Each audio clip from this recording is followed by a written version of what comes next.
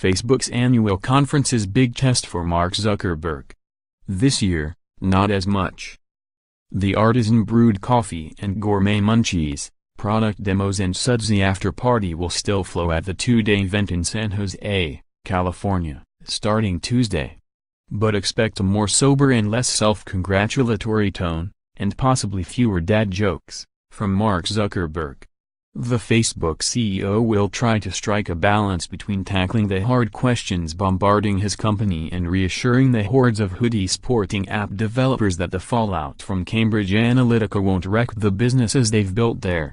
And he's seizing an occasion, which for years has focused on Facebook's ambitious roadmap for the future, to push his new mantra, take responsibility for the past but keep moving forward.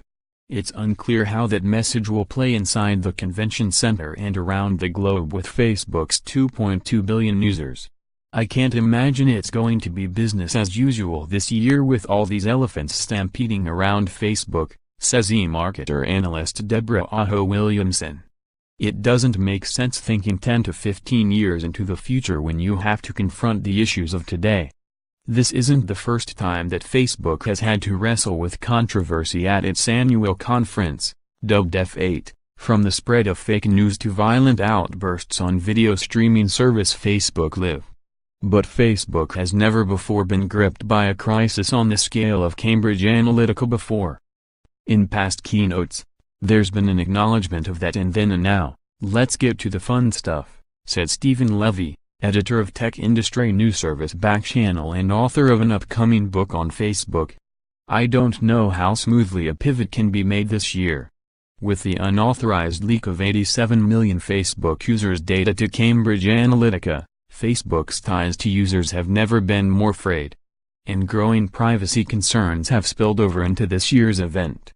Already shelved are plans to introduce Facebook's new home product connected speakers with digital assistant and video chat capabilities to compete with Google's Home and Amazon's Echo, until the company can review how the device handles people's personal information and how people respond to it.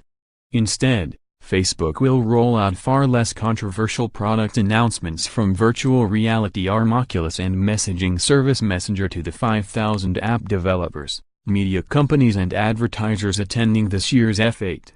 And the on-stage presentation from Zuckerberg, customarily devoted to the next big thing, will also zero in on steps being taken to fix what's currently wrong with Facebook, from election meddling to fake news. The goal, to convince consumers not only that Facebook gets it, but that it's doing something about it. It also needs to persuade developers that big changes, which hand over less consumer data, are in their best long-term interests, too. This tightrope act is the culmination of a long and difficult year for Zuckerberg. A public relations tour of the nation took him from an Ohio rehabilitation center where he sat down with recovering opiate addicts to a dairy and cattle farm in Blanchardville, Wis., but ended on the hot seat in 2 congressional hearings.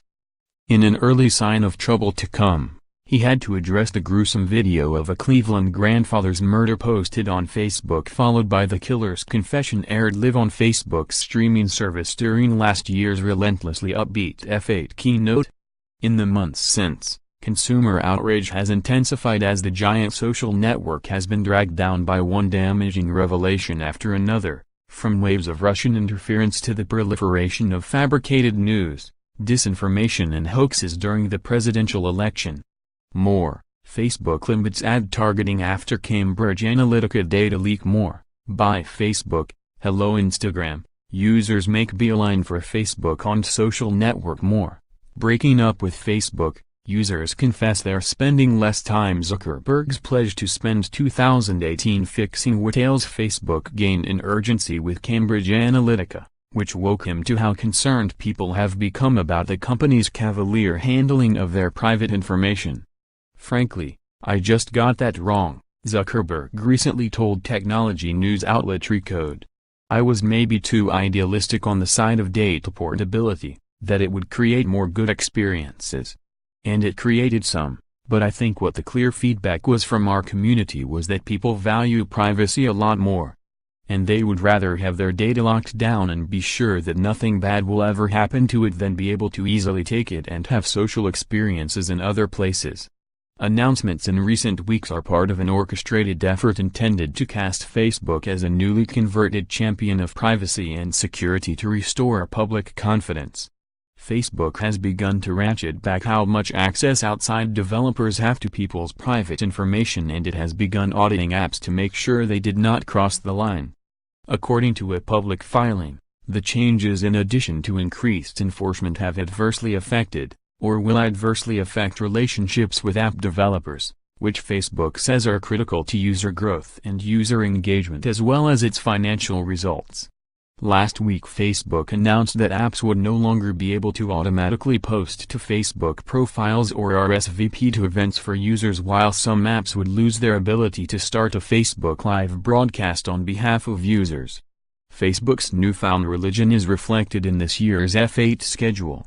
Alongside breakout sessions on how stories, ads and business profiles help grow your business on Instagram and create meaningful brand experiences with Messenger, are new offerings such as engineering secure products at Facebook, helping high-quality news thrive on Facebook, and startups rethinking privacy.